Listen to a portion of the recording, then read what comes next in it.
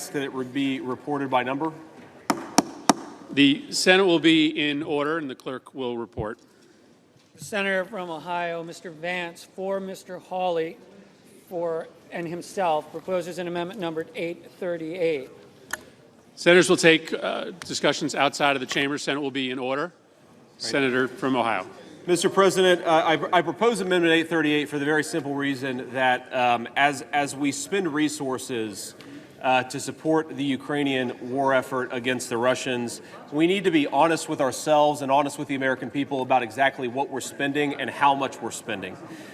We saw recently in a $6 billion Department of Defense accounting error, which fails to give the American people and fails to... Senator's correct. Senate is not in order. Senators, take conversations outside of the chamber so the senator can be heard. Thank you, Senator Young. And look, what our amendment does is simple. It forces the Department of Defense to use an accurate accounting method. If we ask ourselves, when the president uses his drawdown authority to send weapon systems to Ukraine, how do we account for it? Do we account for it based on an old cost with depreciation, or do we account for it on its cost to the American taxpayer? I think it's very clear that the cost to the American taxpayer is the one that we should use, and I also think this allows us to more adequately count and account for the resources we're giving to Ukraine and other nations as well. Mr. President, I ask to reserve the remainder of my time. Without objection. Mr. President. The Senator from Washington. Mr. President, I rise in opposition to the senator's amendment. This amendment actually changes a long-standing definition related to the president's use of drawdown authority to provide critical military support to our partners in times of need. It would artificially inflate the value placed on the defense articles, things like weapons or military items or technical data we provide to our partners and allies, resulting in the administration hitting the cap on its authority much more quickly. That means less aid to Ukraine, less aid to Taiwan, less aid to any ally who needs this assistance in the future. This would undercut our current efforts to support the Ukrainians, limiting our ability to provide them with critical defense articles they need to defend themselves.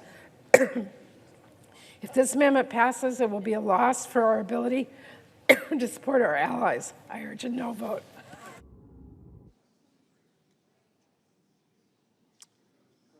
Mr. President.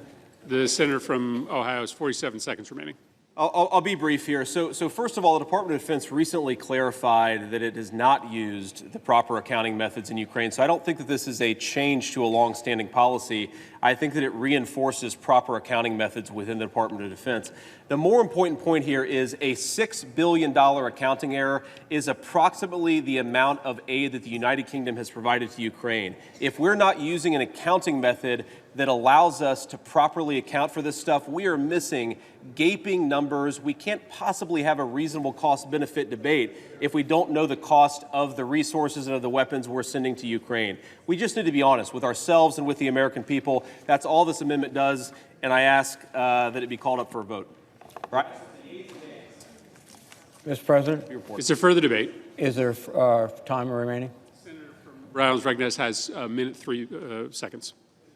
Mr. President, the Army recognizes its mistake. They've revised their policies. They now use something known as net book value, which is consistent with the Foreign Assistance Act, which the State Department uses, and reinforcing Senator Murray's point. The bottom line here is we adopt this amendment, we will lower the amount of equipment we can provide to Ukraine, which is critically in need of such equipment. I would urge a no vote.